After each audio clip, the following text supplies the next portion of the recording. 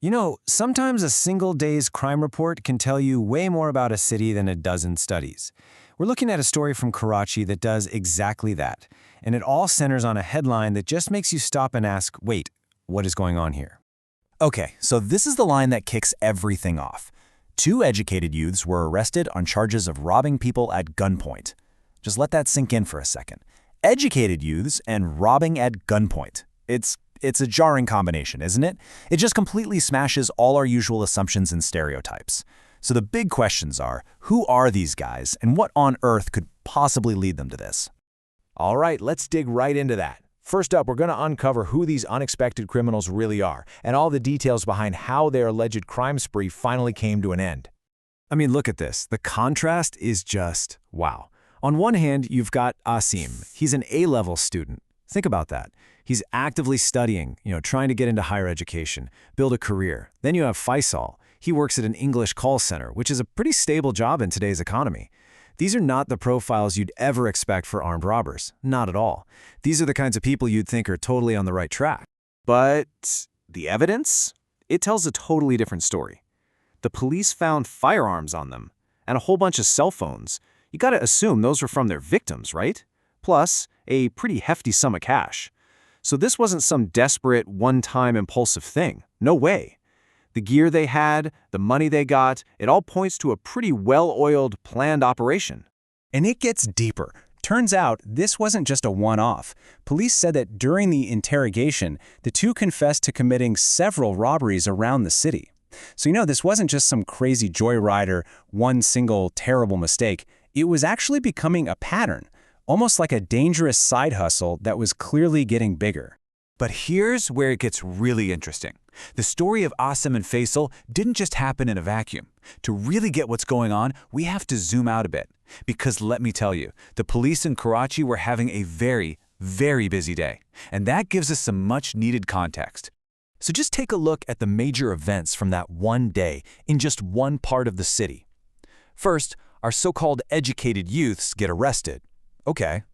Then, in another neighborhood, a man gets shot and injured during a robbery. And then, the police actually managed to catch a whole crew of notorious, most wanted criminals.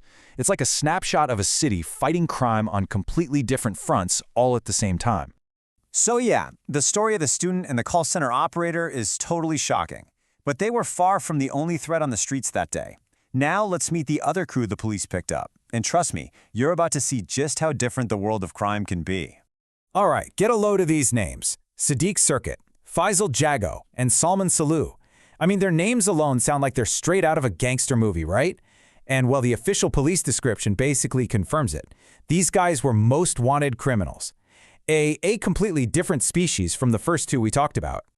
So let's just talk about scale for a second. This number is it's staggering. Police link this crew to over 60 street crimes. 60. Can you even imagine? We're not talking about several robberies anymore. This is a full-blown criminal career built on, terrorizing people. And they weren't just grabbing wallets on the street either. This crew was also accused of looting more than 20 shops. Now that shows a whole other level of organization and, frankly, audacity. Hitting up businesses isn't something you just do on a whim. It's calculated. It's a high-risk, high-reward kind of operation. And then there's this chilling detail from the police description. It says they were so ruthless that they did not hesitate from opening fire on civilians. Wow. Okay, so at this point, it's not just about theft anymore, is it? This is about a complete and utter disregard for human life. That puts these guys in a whole different league. So think about it. You've got these two wildly different criminal crews operating in the exact same city. How on earth did law enforcement manage to catch both of them? Well, that brings us to the police response. And what we see here are two totally different ways of policing. The A-level student and his partner, they were caught red-handed. A mobile squad literally intercepted them during a robbery. That's classic on-the-ground police work. But the most wanted crew, they were tracked down using technology. CCTV footage was the key that unlocked the whole thing, helping police identify and then find them. It just goes to show how adaptable law enforcement really has to be these days. Okay, so we've met both crews of criminals. We've seen how they were caught. Now, let's try to put all the pieces together. What does this one single day of crime in Karachi actually tell us? What does it reveal about the challenges a modern city like this is facing?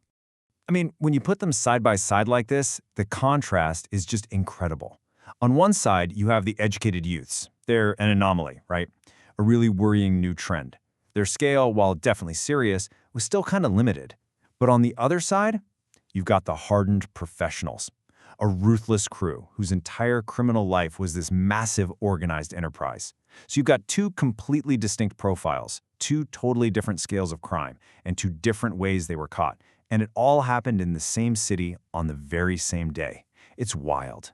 And really, that leaves us with this final thought. A city, it kind of knows how to fight the most wanted criminals. They're a known enemy. There are playbooks for that. But what happens when those lines start to blur? When a student, someone with a seemingly bright future, decides to pick up a gun? What does that reveal about a society's challenges? Is it about economic pressure, social fractures, or maybe just a total breakdown in hope? That is the really unsettling question that this one day's news story forces all of us to think about.